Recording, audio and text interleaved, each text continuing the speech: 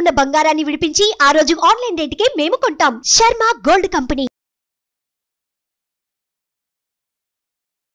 ప్రేక్షకులకు నమస్కారం.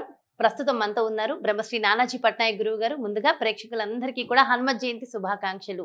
అయితే ఈ హనుమత్ జయంతికి సంబంధించి చాలా సందేహాలు ఉన్నాయి కదా, ఒక్కసారి గురువు గారు మాటలు అడిగి తెలుసుకుందాం. నమస్కారం గురుగారు. శ్రీమాత్రే నమః. అయితే గురుగారు, హనుమత్ జయంతి ముఖ్యంగా చాలా మందికి ఉన్నటువంటి ఒక ప్రశ్న ఏంటంటే, హనుమత్ జయంతి 2 సార్లు వస్తుంది. ఒకటి ఏప్రిల్ నెలలో వస్తుంది, ఇంకొకటి మే నెలలో వస్తుంది. అంటే తెలంగాణ వాళ్ళకి ఒకటి, ఆంధ్ర వాళ్ళకి ఒకటి అని అనుకోవాలా? అసలు ఈ హనుమత్ జయంతి అని అంటాం రెండింటిని, దానికి సంబంధించి డీటెయిల్ గా ఎక్స్ప్లెయిన్ చేయండి. ఏం లేదమ్మా, మనకి పరాశర సంహిత అంటే దీనికి ప్రామాణికం ఏమిటి? ఆంజనేయ స్వామి ఎప్పుడు పుట్టారు? వైశాఖ మాసంలో పుట్టినట్టుగానే ఉంది, చైత్రమాసంలో లేదు. పరాశర మహర్షి చెప్పాడు ఆయన ఎప్పుడు పుట్టారు, ఎలా జన్మించారు అనేటువంటిది. వైశాఖ మాసంలో మనకి శనివారం నాడు జన్మించారు, తిథి నాడు జన్మించారు అని చెప్పడం జరిగింది. అది కాకుండా మనకి అతను జన్మించినప్పుడు ఉన్నటువంటి ఒక వృత్తాంతం ఉంటుంది. జన్మించిన 6 రోజులకి అట్లాగా గ్రహణం ఉంది ఆ రోజు, దాని తర్వాత జన్మించిన 6 రోజులు. అయితే ఆ అమావాస్యకు ముందు అనమాట, కృష్ణపక్షంలో జన్మించాడు ఆయన. శుక్లపక్షంలో కాకుండా కృష్ణపక్షం. కృష్ణపక్షం అంటే అమావాస్యకి దగ్గర అవుతున్న రోజుల్లో జన్మించినప్పుడు 6వ రోజు అంజనాదేవి ఆవిడ దర్భలు ఇవి తీసుకురావడానికి బయటకు వెళ్ళినప్పుడు తెల్లవారుజామున నిద్రలేస్తాడు ఆంజనేయ స్వామి. చెట్ల చాట నుంచి అప్పుడే శివుడు ఉదయిస్తున్నట్టుగా ఉంటే అదేదో పండులాగా కనబడి వెళ్తాడు ఆయన. ఎగురుకుంటూ వెళ్ళి ఆ ఫలాన్ని తీసుకుందామని వెళ్ళినప్పుడు అప్పుడు మరి గ్రహణం కదా, రాహు మింగుదామని వస్తుంటాడు అక్కడికి. రాహు మింగుదామని వచ్చినప్పుడు ఆ రాహుని పట్టుకుంటాడు ఈయన ఆంజనేయ స్వామి. పట్టుకుంటే అయ్యో నన్ను వదలవయ్యా వదలంటే కూడా అంత గట్టిగా పట్టుకునేసరికి ఆ చిన్న బాలుడు, ఆయన జన్మించినప్పుడు జంధ్యము, కుండలాలు వీటితో జన్మించాడు. కుండలాలతో జన్మించాడు, జంధ్యంతో జన్మించాడు ఆంజనేయ స్వామి. ప్రకాశవంతమైనటువంటిది. ఎందుకంటే అమ్మ, ఈ ఆంజనేయ స్వామి అందరిలాగా 9 నెలలు గర్భవాసం కాదు, 12 సంవత్సరాలు గర్భవాసం చేశాడు ఆంజనేయ స్వామి. పరాశర సంహితలో ఉంది. ఆ రకంగా రాహుని పట్టేసుకునేసరికి ఆయన మింగుదామని వచ్చాడు కదా. అంటే మన శాస్త్రాల పరంగా మనకేంటంటే షాడో అంటాం సైంటిఫిక్ పరంగా, కానీ మన శాస్త్రాల్లో ఏంటంటే రాహుకేతువులు మింగుతారు అంటూ ఉంటారు. అయితే అప్పుడు ఆ రాహు ఏం చేస్తుంటే ఆయన నుంచి వదిలించుకొని ఇంద్రుడి దగ్గరికి వెళ్ళి చెప్పడం జరుగుతుంది. చెప్పినప్పుడు ఆ యొక్క ఇంద్రుడు ఇదేదో అనుకొని ఆయన యొక్క అంటే ఆయన దగ్గరికి వెళ్ళగా ఇంద్రుడిని కూడా కింద పడేస్తాడు. దాని తర్వాత ఒక గదతోని ఆంజనేయ స్వామి కొట్టగానే హనువు అంటారు, ఈ దవడని హనువు అంటారు.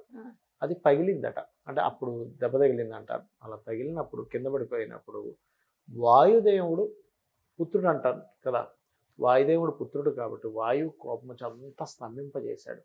అప్పుడు అయ్యయ్యో అలా ఏం చేయకని బ్రహ్మ వచ్చి ఆ యొక్క మరలా అతను పడిపోయినటువంటి ఆంజనేయ స్వామిని మళ్ళీ అతనికి శక్తినిచ్చి, మిగతా దేవతలందరూ ఆల్రెడీ సకల దేవతల శక్తులు ఉన్నటువంటిది ఆంజనేయ స్వామి, అందరి దేవతల యొక్క శక్తిని ఆయనకి ఇవ్వడం జరిగింది. ఇది ఎందుకంటే అమ్మా, ఈ వృత్తాంతాన్ని తలుచుకుంటేనే శని దోషాలు పోతాయి. అర్థమైందమ్మా? అట్లాగే ఇంకోటి ఏంటంటే, ఈ ఆంజనేయ స్వామికి సంబంధించినటువంటి విషయంలో ఇది ఎందుకు చేస్తారు మరి, ఇక్కడ ఏమిటి ఇక్కడ జయంతి అంటున్నారు, అక్కడ ఎందుకు జయంతి అంటున్నారు అంటే, ఈ జయంతికి దీక్ష తీసుకుంటారు. వైశాఖ మాసంలో వచ్చేటువంటి కల్లా కంప్లీట్ చేసుకుంటారు కొంతమంది. ఈ మధ్య కాలంలో దీక్షా కాలంగా తీసుకుంటారు, 40-41 రోజులు దాదాపుగా. అయితే కొంతమంది అక్కడికి 40 సమయానికి తీసుకోవడము, ఇంకొంచెం ఎక్కువ రోజులు ఉండడము, ఇట్లా కూడా తీసుకుంటారు. కాకపోతే ఒరిజినల్గా జన్మించినటువంటిది పరాశర సంహితలో చెప్పినటువంటిది మాత్రం వైశాఖ మాసంలోనే, చైత్ర మాసంలో కాదు. ఇది గుర్తుపెట్టుకోండి. కాకపోతే ఒకటి, రోజు ఆంజనేయ స్వామి పూజ చేస్తున్నాం, ఇప్పుడు మళ్ళీ ఒకసారి చేసుకోవడం తప్పేం లేదు. అయితే ఇప్పుడు వచ్చిన ఈ హనుమత్ జయంతి దీక్షా కాలం అదే రోజు పౌర్ణమి కూడా ఉంది. మరి ప్రత్యేకతలు ఏంటి, ఆ రోజు ఆచరించవలసిన నియమ నిష్టలు ఏంటి? ఏం లేదమ్మా, ఇప్పుడు ఒకటే గుర్తుపెట్టుకోండి, ఆంజనేయ స్వామి యొక్క జయంతి ఎప్పుడైనా వచ్చింది అనుకోండి, మనం చేయవలసింది ఏంటంటే రామనామమే. రామనామం కంటే గొప్పది కానీ రామనామాన్ని జపించిన దగ్గర ఆంజనేయ స్వామి ఉంటారట. మీరు కొన్ని కోట్ల రూపాయల బంగారాన్ని తీసుకొచ్చి అక్కడ పూజలు చేస్తున్నా, వేరే ఏం చేస్తున్నా ఆంజనేయ స్వామి అక్కడికి రాడు. కానీ రామనామం ఎక్కడైతే పలుకుతుంటామో అక్కడ ఆంజనేయ స్వామి తిరుగుతూ ఉంటాడు. సో ముందు రామనామం, దాని తర్వాత ఆంజనేయ స్వామి. మీరు ఆంజనేయ స్వామి పూజ, సువచ్చల ఆంజనేయ స్వామి యొక్క వ్రతం చేస్తుంటారు కొంతమంది. సువచ్చల ఆంజనేయ స్వామి కళ్యాణం చేస్తారు సువచ్చలతో. అది చేయించుకుంటే కూడా ఎవరికైనా కుజదోషాలు ఉంటాయనుకోండి అవి తొలగిపోతాయి. ఈ పౌర్ణమి చేస్తుంటారు కొంతమంది, అది అది చేసుకోవచ్చు. అదేవిధంగా ఆంజనేయ స్వామికి సింధూర లేపనం చేస్తూ ఉంటారు, దాని ద్వారా కూడా చాలా మటుకు శని దోషాలు తగ్గుతాయి. కాబట్టి ఏంటంటే ఆంజనేయ స్వామికి సంబంధించినటువంటి విషయాల్లో ఈ పౌర్ణమి రోజు చాలామంది ఏంటంటే ఉదయం నిద్రలేచినప్పటి నుంచి ఆంజనేయ స్వామి యొక్క లీలలు, ఆయన ఎట్లా ఆవిర్భవించాడు, శివుని ద్వారా ఆవిర్భావం జరిగింది. అంటే శివుడికి విష్ణుమూర్తి ఏం చేస్తాడంటే ఈ కలియుగంలో అనేకమైనటువంటి మళ్ళీ ఇంకా ఇట్లాంటి రాక్షసులు వీళ్ళందరూ వస్తూనే ఉంటారు, స్వామి మీరు ఏదైనా మార్గం చూపించండి సకల దేవతలు అడుగుతారు. అడిగినప్పుడు ఆయనలో నుంచి ఒక తేజస్సును బయటికి తీసి, అదేవిధంగా శివుడి నుంచి తేజస్సును బయటికి తీసి, సకల దేవతల నుంచి తేజస్సు అంతా బయటికి తీసి ఒక తెల్లటి ముద్దలాగా ఈశ్వరుడికి ఇచ్చాడు. ఆ శివుడు దాన్ని చక్కగా స్వీకరించుకున్న తర్వాత పార్వతీదేవికి ఒక కోరిక ఉంటుంది, మనం కొంచెంసేపు అలా విహారానికి వెళ్దామని శేషాచలం, ఇప్పుడు తిరుపతి నుంచి శేషాచలం కొండల మీదకి వెళ్తారు. అక్కడ వానరులను చూసి మనం ఈ వానరులా మనం కూడా ఈ యొక్క రూపంలో తిరుగుదాం కాసేపు తిరిగినప్పుడు ఆ శివ తేజస్సు అమ్మవారిలోకి వెళ్తుంది. వెళ్ళినప్పుడు అక్కడే అగ్నిదేవుడికి ఇచ్చేస్తుంది అమ్మవారు. అంటే ఈ రూపంలో వచ్చినటువంటి కలిగినటువంటిది కదా, అగ్ని ఆ శక్తిని తట్టుకోలేక వాయుదేవుడికి ఇస్తాడు. అంజనాదేవి సంతానం కోసం చేసేటువంటి ఏదైతే తపస్సు చేస్తూ ఉందో ఆ అంజనాదేవి ఏంటంటే తను వాయుదేవుడు ఇచ్చిందే తినేది, ఇంకేమీ తినేది కాదు. అలా ఒకరోజు శివ తేజస్సుని ఇస్తాడు ఆయన, అది స్వీకరించేస్తుంది అంజనాదేవి. స్వీకరించి గర్భం కావాల్సింది, కోపం వస్తుంది, అది ఏమిటి అసలు నేను నాకెలా గర్భం వచ్చింది అన్నప్పుడు ఆకాశవాణి చెప్తుంది అంజనాదేవికి, అమ్మ నువ్వేం టెన్షన్ పడకు, ఇది శివుని యొక్క తేజస్సు, ఇది అగ్ని ద్వారా తర్వాత వాయు ద్వారా నీలో చేరింది, దీనికి లోక కళ్యాణం ఉంది, హనుమంతుడు అనేటువంటి వాడు పుట్టబోతున్నాడు. సో అంజనీ పుత్రుడు ఆంజనేయ స్వామి అయ్యారు. కేవలం ఈ యొక్క వృత్తాంతం తలుచుకున్నా చాలమ్మ ఆంజనేయ స్వామి యొక్క అనుగ్రహం ఉంటుంది. అయితే ఆంజనేయ స్వామి నవ వ్యాకరణ పండితుడు. ఆంజనేయ స్వామి ఉపాసన ఎవరైనా చేశారనుకోండి అద్భుతమైన వాక్కు వస్తుంది వాళ్ళకి.